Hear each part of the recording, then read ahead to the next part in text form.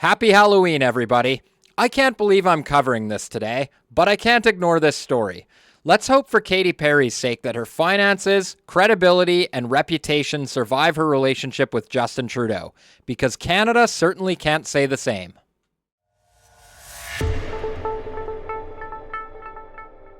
What's up, everybody? Welcome back to the channel. And if you're new here, make sure you smash the like button, subscribe, and leave me a comment down below because I want to know everybody's take on this ridiculous non-story. Because on this channel, I try my best to cover actual topics that should concern Canadians in this very strange world of Canadian politics. But today is not going to be that, because we're talking, of course, about the romance between former Prime Minister Justin Trudeau and pop star Katy Perry. And Amy Ham from the National Post probably has the best take on this that I've seen. At least Katy Perry can always dump Trudeau. Canadians are stuck with the embarrassment he brings us, no matter where he goes. And that's really what this is. Justin Trudeau has embarrassed Canada on the world stage so many times over his 10-year stint as Prime Minister, it's almost hard to keep track of. Now, the article goes on to say, following his long overdue departure, it became somewhat of a Canadian pastime to imagine what Trudeau Jr. would get up to after he put himself out to pasture. Would he write a book of haikus in praise of the Chinese Communist Party's basic dictatorship? Now, of course, this clip isn't news to anybody that's in the know in Canada, but I thought it would be interesting to pull up just in case any Americans are watching this that may not know that this is something that our former Prime Minister actually said. There's a level of admiration I actually have for China because their basic dictatorship is allowing them to actually turn their economy around on a dime and say we need to go green as fast as we need to start investing in solar. I mean, there is a flexibility that I know Stephen Harper must dream about of having a dictatorship that he could do everything he wanted that I find quite interesting. Now, of course, Trudeau's sycophantic supporters will try to tell you that this clip was taken out of context, and that he was actually talking about the former Prime Minister before him, Conservative Stephen Harper. But given the fact that Trudeau went on to try to do all of the things that he referred to in the clip, such as going green as quickly as possible and turning Canada's economy around on a dime, for the worst, by the way, I don't think that argument holds any water.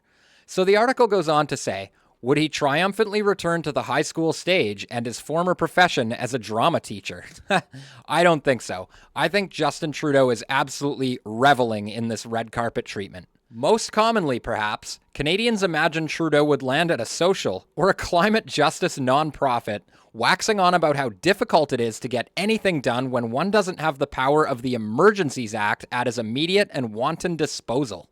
This is exactly why I'm saying that Katy Perry and Justin Trudeau deserve each other.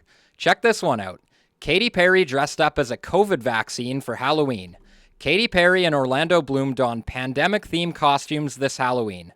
The pop star posed as a giant COVID vaccine with her fiancé dressed as a doctor. So I guess Halloween costumes weren't hardcore enough for Katy Perry. No, she needed a man that would mandate an entire population take these medications against their will and bring in the Emergencies Act when people tried to stand up against it. Katy Perry also shares Justin Trudeau's love of lecturing the entire world about climate change while actually practicing none of the things that she preaches. Here she is in a UN propaganda piece. Hi, I'm Katy Perry. Let's take a journey and see how man-made climate change is hurting children around the world. Today we're seeing more extreme weather everywhere. And as a California girl, I'm not the only one experiencing drought. Okay. Am I the only one who's getting sick and tired of these Hollywood elites and these liberal politicians lecturing regular citizens and taxing us into oblivion, somehow saying that our day-to-day activities are contributing to climate change while they jet set around the world on private jets and yachts? And in Katy Perry's case, even taking a very emissions-heavy, highly publicized space flight. It's absolutely ridiculous. And Justin Trudeau does the exact same thing. Trudeau minister says your summer road trip will burn the planet. This is something that he actually said. Thanks to the past 10 years of Justin Trudeau, more and more Canadian families are finding themselves in a situation where they can't even afford to take that yearly summer road trip in the car. Yet Justin Trudeau is traveling down to the States to visit his new girlfriend and gallivant around on her private yacht. And if you think the hypocrisy ends there, it doesn't. Might I remind you guys that Justin Trudeau isn't supposed to be in the United States. None of us are. The hypocrisy is off the charts here. This one from Melissa Rogers. Justin Trudeau just told Canadians to cancel their USA vacations, stop buying American products, and continue booing the US national anthem. We're going to choose to not go on vacation in Florida or Old Orchard Beach or wherever. We're going to choose to try to buy Canadian products and forego bourbon and other classic American products. And yeah, we're probably going to keep booing the American anthem. And yet, there he is, choosing to travel to the United States to board Katy Perry's yacht. I'd like to know what the carbon emissions are on that vehicle. I'll bet you there's certainly a lot more than an annual road trip in the car with your family. Again, if you're lucky. And also, what's this about Canadians choosing to boycott American products such as whiskey? The last time I checked, this quote-unquote choice was made for us by our government-run liquor stores.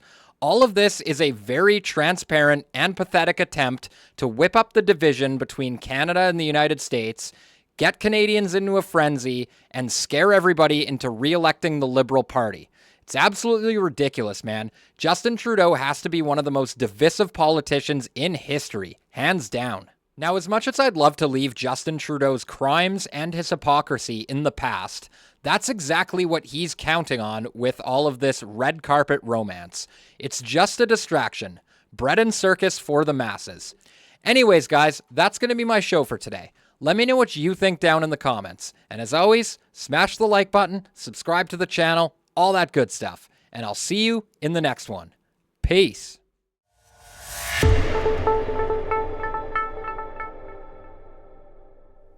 Johnny from Nova Scotia says thank you. Hey, Johnny from Nouvelle-Écosse, il dit merci, thank you. Thanks to you. God Thank you bless so you. much. We're from Quebec. Yeah, Quebec.